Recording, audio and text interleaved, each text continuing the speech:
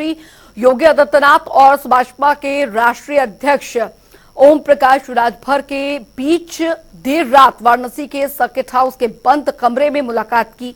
आपको बता दें कि अरुण राजभर ने लोकसभा चुनाव से पहले भाजपा से गठबंधन के संकेत दिए। साथ ही बता दें कि ओपी राजभर की पूर्वांचल के गाजीपुर, आजमगढ़, मऊ और बलिया में राजभर समाज के बीच में अच्छी पैठ है। 16 विधानसभा क्षेत्रों में मजबूत पकड़ बताई जाती है। पिछले विधानसभा चुनावों में ही सपा ने गठबंधन के बाद सुभाषपा का प्रदर्शन अच्छा था, इसीलिए सुभाषपा को जोड़ने में भाजपा अपना फायदा देख रही है। वहीं भाजपा के प्रदेश अध्यक्ष भूपेंद्र सिंह चौधरी और उप मुख्यमंत्री केशव प्रसाद मौर्य भी ओपी राजभर से मिले थे। तो सुभाषपा के राष्ट्रीय अध्यक्ष ने मुख्यमंत्री योगी आदित्यनाथ के साथ यह मुलाकात बेहद महत्वपूर्ण रही।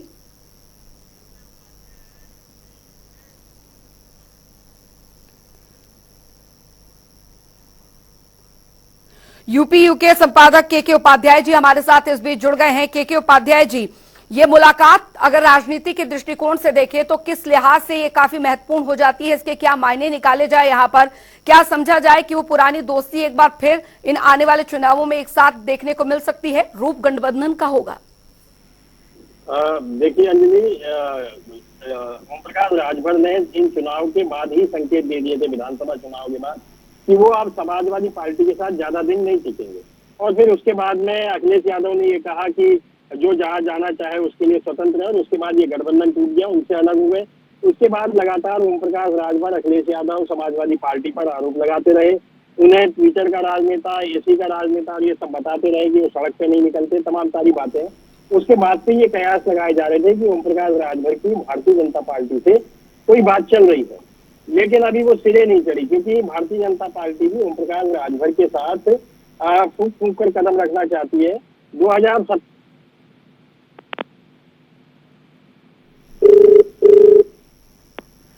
के उपाध्याय जी आप हमारे साथ बने रहिए। हमारे साथ सुभाषपा के मुख्य प्रवक्ता अरुण राजभर जी भी जुड़ गए हैं। सर, स्वागत है आपका। धन्यवाद मैडम। सर, 2024 की तैयारियां जो हैं वो यहां पर चल रही हैं, लेकिन इस बीच यूपी की सियासत में ये मुलाकात, जो अभी मुलाकातों का सिलसिला अभी हुआ है ओपी राजभर जी और मुख्यमंत्री के बीच में, उसके क्या मायने निकाले जाएं?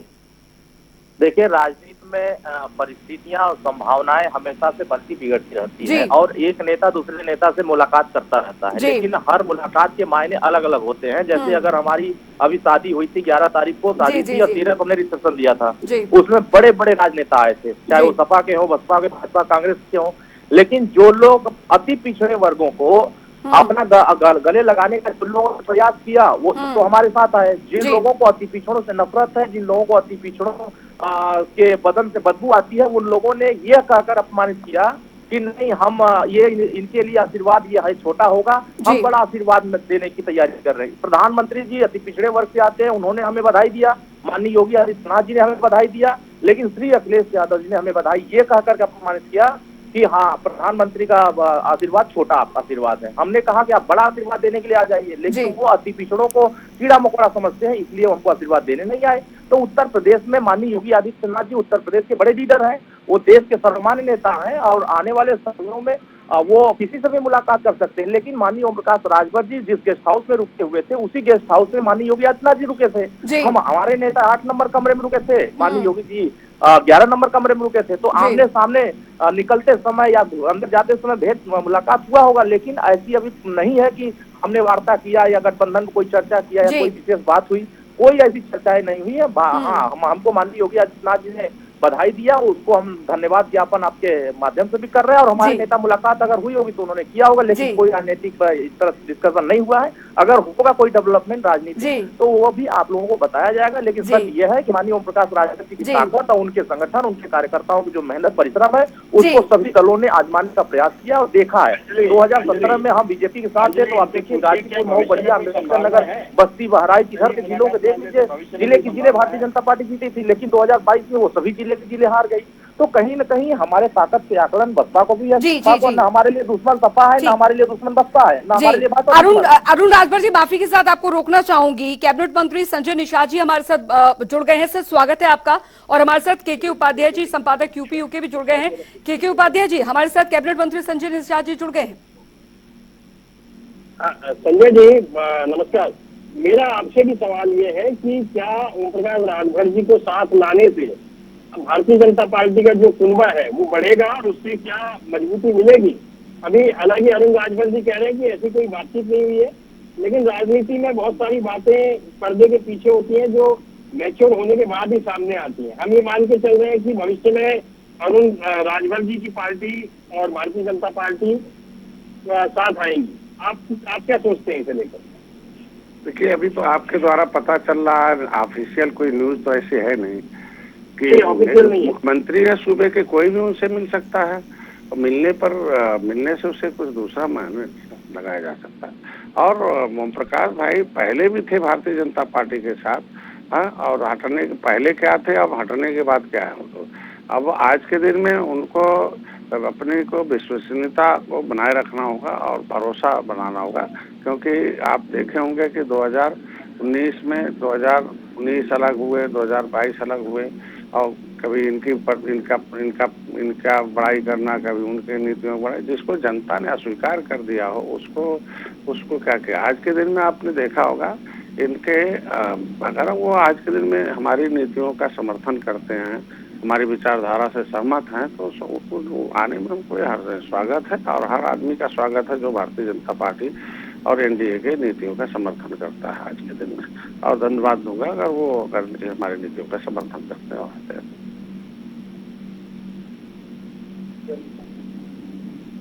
ठीक है जी, संजय निषाद जी, क्योंकि अभी संजय निषाद जी लगातार हमारे साथ बने हुए हैं। संजय निषाद जी, लेकिन अभी अरुण राजभर जी भी हमारे साथ जुड़े हैं। उन्होंने कहा कि एक औपचारिक मुलाकात थी, इसमें कोई इसी तरीके का कोई भी डिसीजन जो है वो नहीं लिया गया है, लेकिन चुनावों से पहले इस तरीके की मुलाकात भाजपा के लिए यहाँ पर कितनी ज्यादा फायदेमंद साबित हो सकती है। और क्योंकि इससे पहले भी एक साथ जब गठबंधन हुआ था उस दौरान खटास पड़ी, लेकिन गठबंधन में प्रदर्शन अच्छा किया था सुभाषपा ने।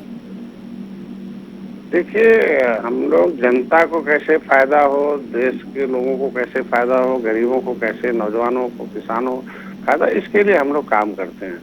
और उसके लिए विचारधारा बनी हुई है, एक नीति बनी हुई भारतीय जनता पार्टी की।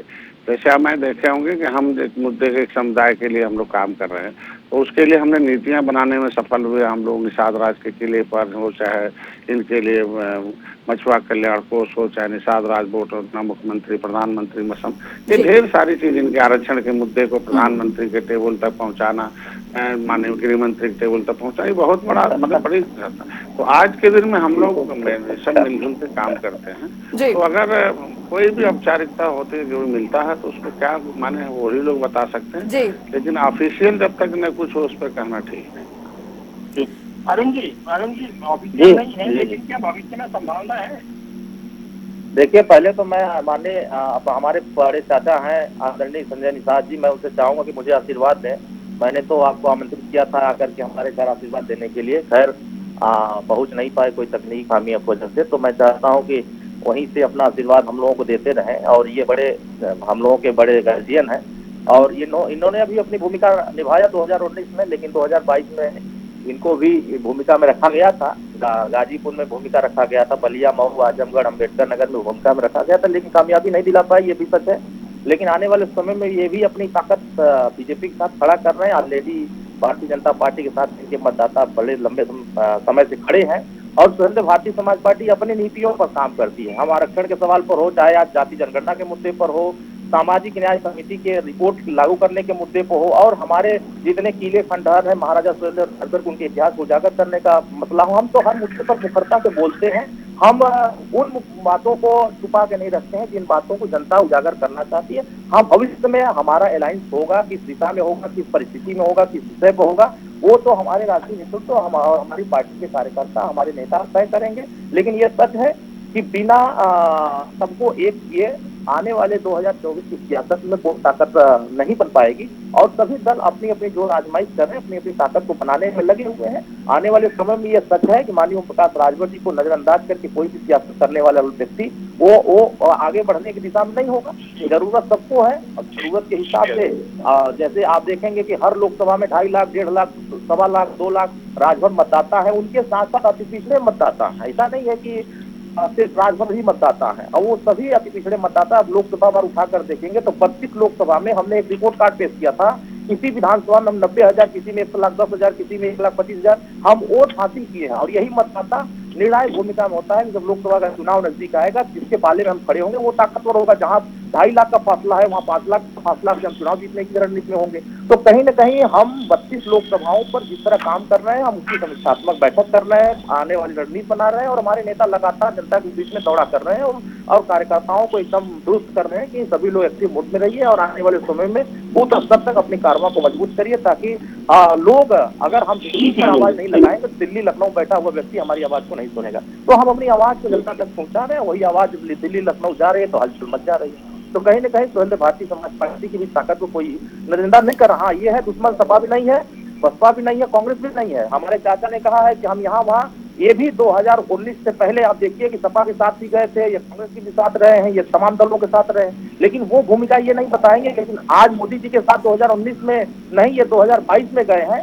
2019 में अकेले ही लड़े थे, ये सच है, लेकिन 2019 में हम भी अकेले लड़े थे। भारतीय जनता पार्टी किस दिशा में जा रही है, किस दिशा में काम कर रही है, वो उनका विषय। हमारा अपने विषय में हम अपनी चर्चा करते हैं, हम अपनी रणनीति के हिसाब से अपने काम करते हैं और उसी दिशा में जब काम करते हैं तो कहीं न कहीं नेताओं से मुलाकात होती है, चर्चा शुरू हो जाती है। तो वही चर्चा का विषय है कि हर नेता उस चर्चा को दूसरी दिशा में देख रहा है।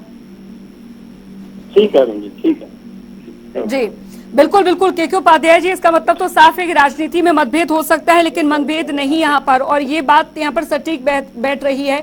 चुनावों से पहले इन मुलाकातों का सिलसिला बहुत कुछ बता रहा है। हाँ बिल्कुल, अब मुलाकातों का सिलसिला राजनीति में ऐसे ही नहीं होता है। आप राजनीति में हर मुलाकात के कुछ न कुछ मायने होते हैं और जो ओम प्रकाश राजभर जी से मुलाकात हुई है तो निश्चित रूप से इसके परिणाम आने वाले दिनों में देखने को मिलेंगे।